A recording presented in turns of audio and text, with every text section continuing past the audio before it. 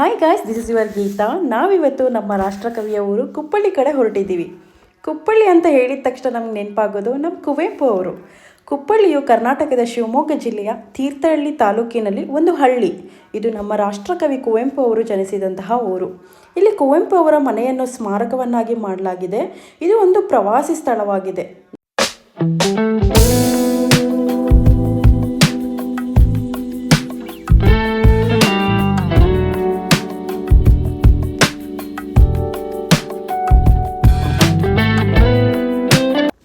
ಶಿವಮೊಗ್ಗದಿಂದ ತೀರ್ಥಹಳ್ಳಿ ರೋಡಲ್ಲಿ ಹೋಗೋದೇ ಒಂದು ಸ್ವರ್ಗ. ಅಕ್ಕಪಕ್ಕ ಮರಗಳು, ಹಾಗೆ ಹಸಿರಿಂದ ತುಂಬಿರುವಂತಹ ಬೆಟ್ಟಗುಡ್ಡಗಳು, ಹಾಗೆ ಆ ಹಂಚಿನ ಮನೆಗಳು ಎಷ್ಟು ಸುಂದರವಾಗಿರುತ್ತೆ ಅಂದರೆ ಅದನ್ನು ಮಾತಲ್ಲೆಲ್ಲ ಹೇಳೋಕ್ಕಾಗಲ್ಲ. ಅದನ್ನು ಅನುಭವಿಸಿದವರಿಗೆ ಗೊತ್ತಿರುತ್ತೆ.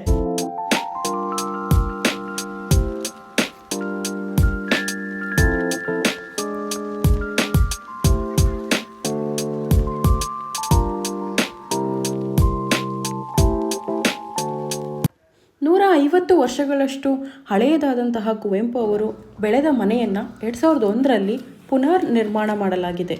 ಮನೆಯ ಎದುರುಗಡೆ ಇರುವಂತಹ ಗ್ರೀನ್ ಗ್ರಾಸ್ ಅಂತೂ ನಮ್ಮನ್ನು ಸ್ವಾಗತ ಮಾಡೋ ಥರ ಇತ್ತು. ಹಾಗೆ ಆ ಮನೆಯೊಳಗೆ ಫೋಟೋಗ್ರಫಿ ಮಾಡೋದಕ್ಕೆ ಪರ್ಮಿಷನ್ ಇರಲಿಲ್ಲ, ಹಾಗಾಗಿ ಹೊರಗಡೆನೇ ವಿಡಿಯೋನ ಮಾಡ್ಕೊಂಡ್ವಿ.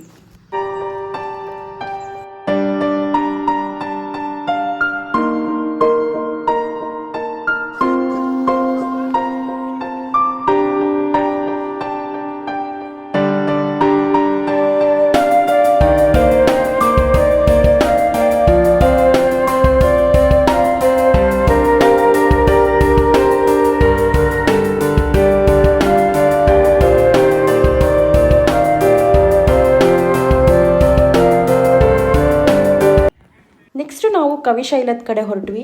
ಕುವೆಂಪು ಅವರ ಮನೆ ಒಳಗಡೆ ಏನಿತ್ತಪ್ಪ ಅಂದರೆ, ಅವರು ಹಿಂದೆ ಬಳಸ್ತಾ ಇದ್ದಂತಹ ಎಲ್ಲ ವಸ್ತುಗಳನ್ನು ಹಾಗೂ ಅವರು ಬರೆದಂತಹ ಪುಸ್ತಕಗಳು ಹಾಗೂ ಅವರ ಬಾಲ್ಯದಿಂದ ಬೆಳೆದು ಬಂದಂತಹ ಫೋಟೋಗಳು ಎಲ್ಲವನ್ನು ನಾವು ಕವಿ ಮನೆ ಒಳಗಡೆ ನೋಡ್ಬೋದು.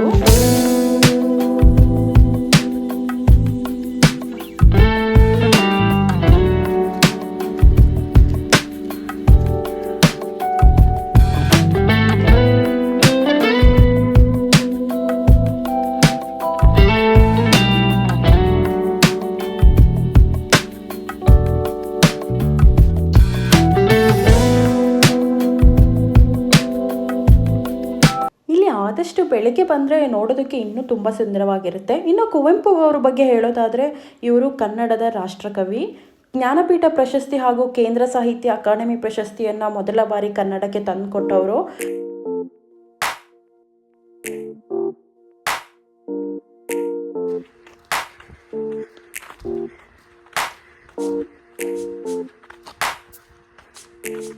ಇವರು ಕನ್ನಡದಲ್ಲಿ MA ಪದವಿನ ಮುಗಿಸಿ ಮೈಸೂರಿನ ಮಹಾರಾಜ ಕಾಲೇಜಿನಲ್ಲಿ ಪ್ರಾಧ್ಯಾಪಕ ಆಗಿ ಮತ್ತು ಉಪಕುಲಪತಿಗಳಾಗಿ ಕೆಲಸವನ್ನು ನಿರ್ವಹಿಸಿದ್ದಾರೆ.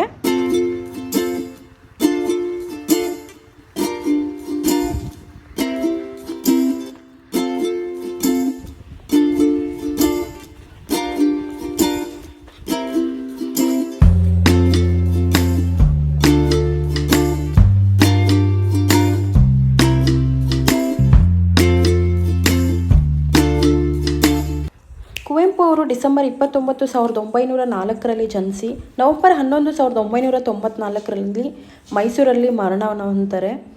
ತಮ್ಮ ಹುಟ್ಟೂರಾದಂತಹ ಕುಪ್ಪಳ್ಳಿಯಲ್ಲಿ ಅವರ ಅಂತ್ಯ ಸಂಸ್ಕಾರವನ್ನು ಮಾಡಿ ಇವಾಗ ಅದನ್ನು ಸ್ಮಾರಕವನ್ನಾಗಿಸಿದ್ದಾರೆ. ಇಂತಹ ಇನ್ನೂ ನೂರಾರು ಕವಿಗಳು ಹುಟ್ಟಲಿ ಹಾಗೂ ನಮ್ಮ ಕನ್ನಡವನ್ನು ಎತ್ತಿ ಹಿಡಿಯಲಿ ಅನ್ನೋದು ನನ್ನ ಮನದಾಳದ ಮಾತು. ಈ ಸುಂದರ ಪ್ರಕೃತಿಯನ್ನು ನಾವಂತೂ ಕಣ್ಣು ತುಂಬಿಕೊಂಡ್ವಿ. ನೀವು ಸಮಯ ಸಿಕ್ಕರೆ ಕುಪ್ಪಳ್ಳಿ ಕಡೆ ಹೋಗಿ ಬನ್ನಿ ಅಂತ ಹೇಳ್ತಾ ನಾನು ವ್ಲಾಗನ್ನು ಇಲ್ಲಿಗೆ ಮುಗಿಸ್ತಾ ಇದ್ದೀನಿ. ಇಷ್ಟೊತ್ತು ಪೇಷನ್ಸಿಂದ ನನ್ನ ವಿಡಿಯೋನ ನೋಡಿದ್ದಕ್ಕೆ ಎಲ್ರಿಗೂ ಧನ್ಯವಾದಗಳನ್ನು ತಿಳಿಸ್ತೀನಿ. ಹಾಗೆ ಇನ್ನೊಂದು ಒಳ್ಳೆಯ ವಿಡಿಯೋ ಜೊತೆ ನಿಮ್ಮನ್ನು ಭೇಟಿ ಮಾಡ್ತೀನಿ. Thank you all.